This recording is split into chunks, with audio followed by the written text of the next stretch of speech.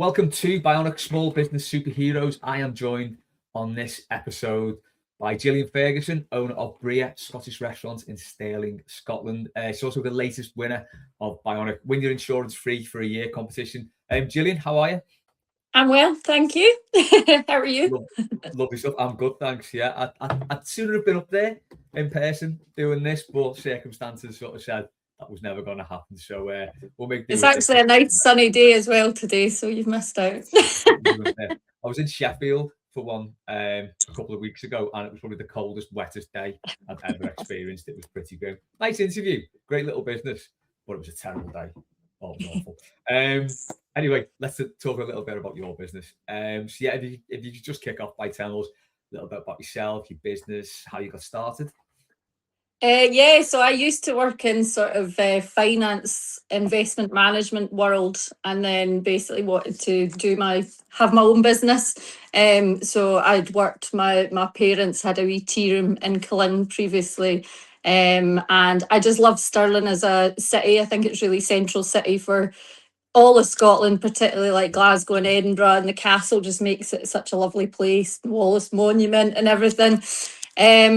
But yeah, so I've got a real passion for Scotland as well. So it was kind of having a business that showcases the best of Scotland and Scottish produce and the unique little distilleries from the islands and stuff that you don't get in your normal sort of major supermarkets as well.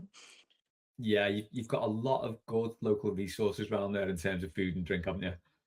Yeah, and not too far because from either coast. So like the seafood and all that comes from the west coast, and yeah, it's great. It's really handy. The game comes literally from an hour up the road on the hills. So yeah, it's good. So is everything like locally sourced then? As much as possible, yeah, definitely. Our ice cream is milk and honey, which is a couple of local guys that do their own home batch ice cream, and it's just amazing. So yeah, we support like lots of little breweries and stuff as well. Harvest, and we do quite a lot of they're one of our most local. So yeah, it's good. And then we've obviously got Stirling Distillery Gin, which is just up the road. You can visit the distillery. So yeah, try and support as local and as Scottish as possible. Yeah, great stuff. Love that, because that's it. Anyone who's been to Scotland will sort of know.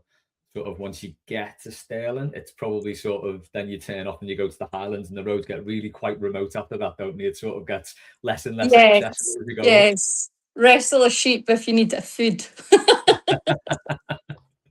Definitely. So you say you set up your business, was that just because you wanted to sort of set up on your own and sort of get out just be my own boss. So yeah, I run it with one of my best friends, Stuart McPherson, who's the head chef, and we've been friends since sort of primary school, and he's really passionate about food and just has extremely high standards, and it's just worked really well with his knowledge and enthusiasm for the food side of things, and then me kind of looking after everything else.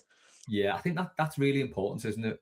When you're running a business, it's the pride you take in what you do, especially if you're in like the food industry. It's sort of you go to some places and they're just happy to throw some food on a plate and chuck it at you. But it's because I used to run a tea shop with my dad, and we were very specific about like the presentation of our food and the quality of it and stuff.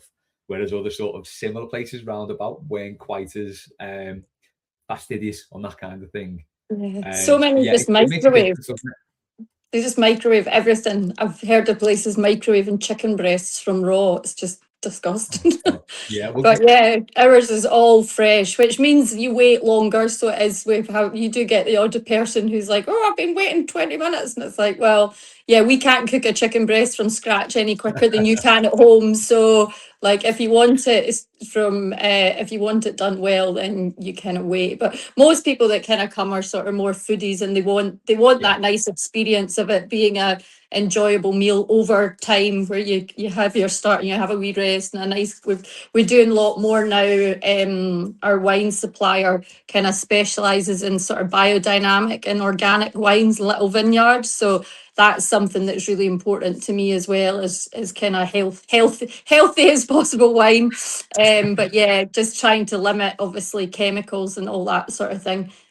So that's a big part on. We've got like organic vodkas and organic gins and organic beers and stuff. So that's kind of something that we try and develop as much as possible, but also obviously have other offerings because generally your costs obviously higher with them. Yeah, of course. Do you find that do you find your customers appreciate that, or there's a set of customers that appreciate that? Do you find people come specifically because they know you locally source and you sort of a little bit eco-conscious about things? Yeah, definitely. And it's just, I just kind of wanted to create a place that I would want to eat in, and Yeah, that's what I look for: fresh food, Scottish food, and if I can get a glass of organic wine, then that's an absolute bonus. yeah, definitely. Because you don't see it about too much, do you? There's not many places No, tend to not do it yet. really. So yeah, no, it's a nice selling point, that definitely. So like setting up a business is like it's a big achievement in itself.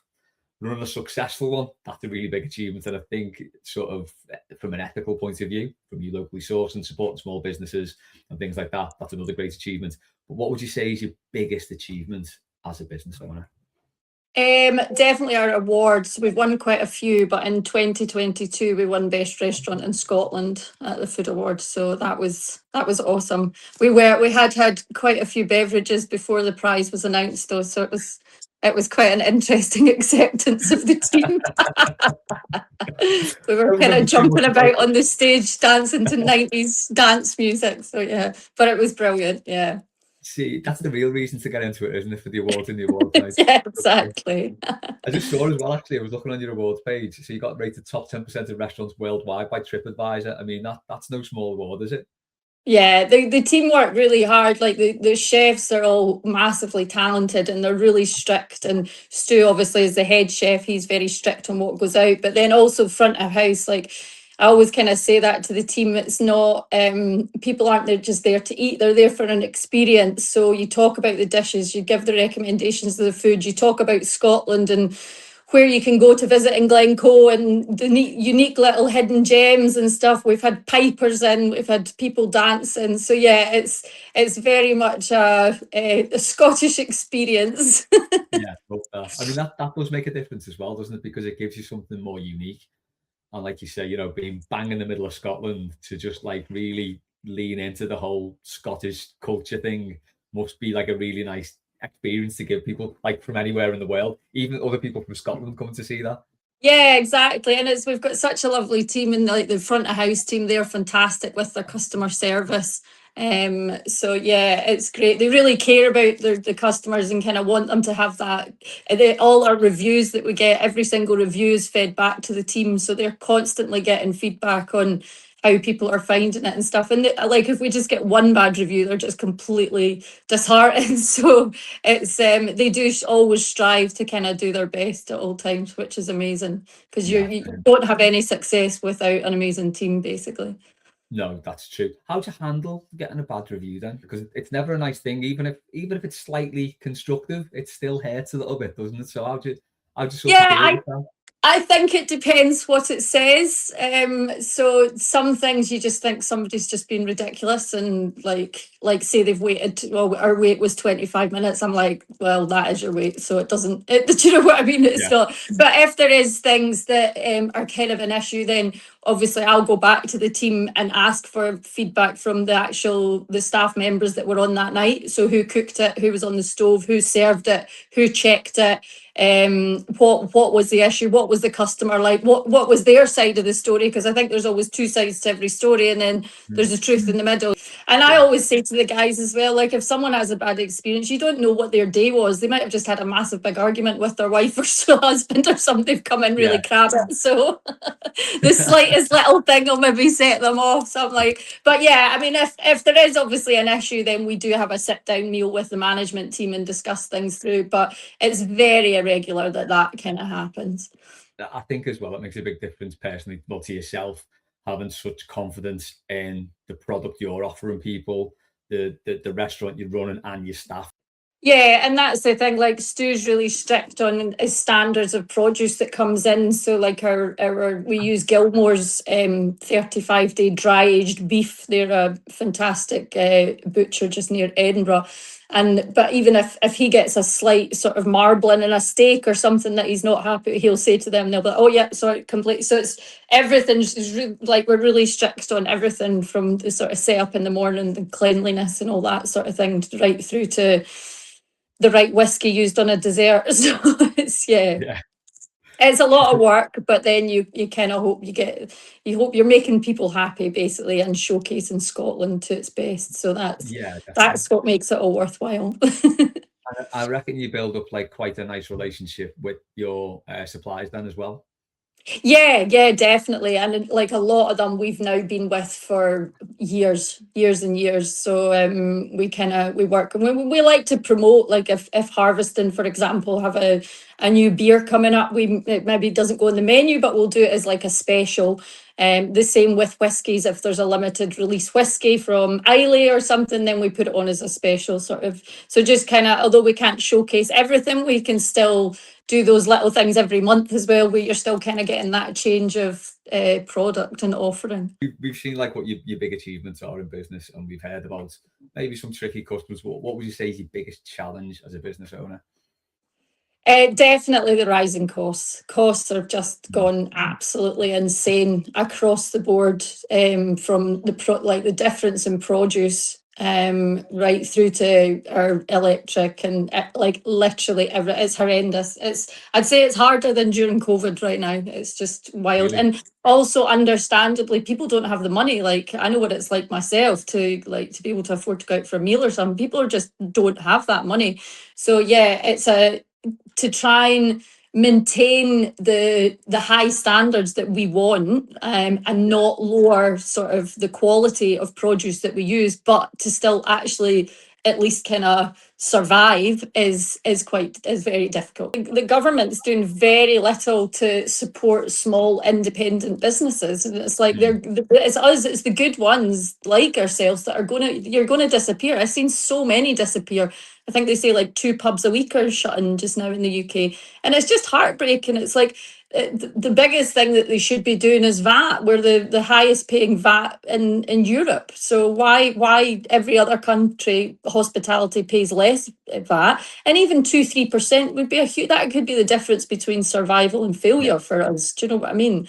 It's like they don't. So then you get your bigger ones that have lots and lots of pubs at, should we say, airports and city centres, and they're going to little breweries and giving them 100-year contract. So they're obviously they can do a lot cheaper, and then they're pushing the small independents out who can't do that. So yeah, it's very hard being the sort of small independent, but I also think it's really important. Like that's your high street, that's your Yeah. authentic, your real experience. Do you know what I mean? And it's not, everything's not microwave and just shoved on a plate. So it's, yeah, Yeah. hopefully we can ride the storm and the economy picks up. But I think it's not just necessarily what impacts us personally, as a business. It's also what impacts the general public. For example, my team, okay, the tax banks haven't changed, so everybody's going to be paying more tax. So ultimately, everybody has less money. Do you know what I mean? So it's like then, yeah,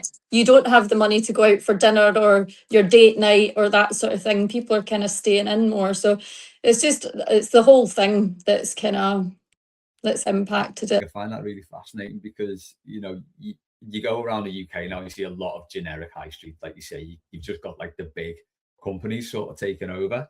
But it's not just like it's not just the erosion of small businesses. It's getting rid of spaces where people can go out and meet, isn't it? Because that's a big thing. If you go to a nice restaurant like yours, one that you probably go out for a couple of drinks before, maybe after. So you go to a pub, you go to a restaurant, you have a full night out, a couple of nice meeting places, loads of different people in there, and that's getting eroded, isn't it, as well, as part of this? And that's the thing, like loneliness is an epidemic now, and it's like, say, older men or whatever it is, like that going to the pub that's their social life. Do you know what I mean? So if it gets to the point that they can't afford to do that, is a massive impact on mental and physical health. Like it's not healthy for people to be isolated, and the pub and the restaurant, the hospitality industry is the heart of the community. Do you know what I mean? So it's a real shame, and I just don't think the government. I don't think they realise how bad it is and how hard it is, and it's only going to be once they've lost so many that they're then reacting, whereas they should be planning. Do you know what I mean? Yeah, well, like you said, it was COVID. That was one thing. Then there's the energy price thing, where the government didn't give really any tangible support to businesses with bills. You got the Yeah. price cap for domestic, but there wasn't really. They had a couple of schemes, but they weren't very much use. And now the price of everything's going up, so it's just one thing after another. How are you balancing that then? Because obviously you're offering. It sounds like a sort of premium sort of experience and like really good food and everything. So you don't want to drop the quality of that, but obviously Yeah. as a business owner, you get hit from both sides because you've got no money, your customers haven't got any money, so putting the prices up, it's an option, but it's not one you'd really want to take. So how do you balance that out? Analysing figures constantly. So Right. I think that's where my finance background kind of comes into play. As I love a good spreadsheet, so I've got spreadsheets of everything. So I'm kind of continually looking at costs and just ensuring that we're getting the best deal for the produce. So not lowering the standard, but making sure we're getting the best prices. So speaking to the suppliers and right, okay, well, what can we do that? How can we do that? And then that sort of thing. And yeah, just kind of just having to be as strict as possible. But you generally hope that a big summer then kind of helps you survive through your winter. So Yeah, I guess so. Should you find is it very seasonal? yeah, I mean we're pretty good most of the year. January, November, daytime, yeah. But you've got staff that you've got to look after as well. So you can't just shut the restaurants, you know what I mean? I've got full-time, I've got nearly 19 staff working for me. Right. So they have to be my priority as well. But in summer, we're only literally a 5-minute walk from the castle, and quite often if people come to Stirling, they would like a Scottish restaurant. So it's in summer we could fill the place about 5 times over every day. It's wild.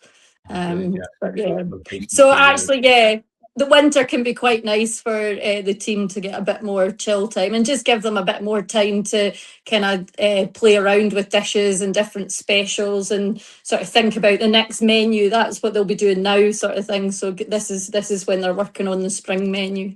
Just moving on to a couple of questions about your win with Bionic. So first off, did you know you'd been entered into the competition? No. No. No one I've asked has known that they're entered into the competition, so we need to do something about that, I think. Is this the first time you bought business insurance with us, or how did you find buying business insurance with us?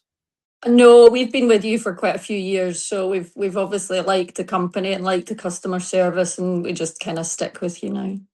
Yeah. Do you normally do it online, or do you like sort of speaking to a person? Because one of our things is we sort of do part of an online journey, and then you get put through to someone who knows sort of what you need. So you Yeah, can talk and to them. that's probably what we'd like. Just that I can speak to someone, but then I can kind of do most of it online, but then you're just kind of clarifying things at the end, but actually speaking to an individual, and then you know it's getting done right, and not like I could mess something up if I do it myself. So it's good when you've kind of got that sort of backup that somebody who's knowledgeable is sorting it. And how did you feel when you got told you'd won your insurance I was premium? delighted. Yeah. Yeah, it's something, particularly a hard time of the year for the business. It just gives a slight little buffer to help us along. What annoys you most about running a business? The government. Fair enough.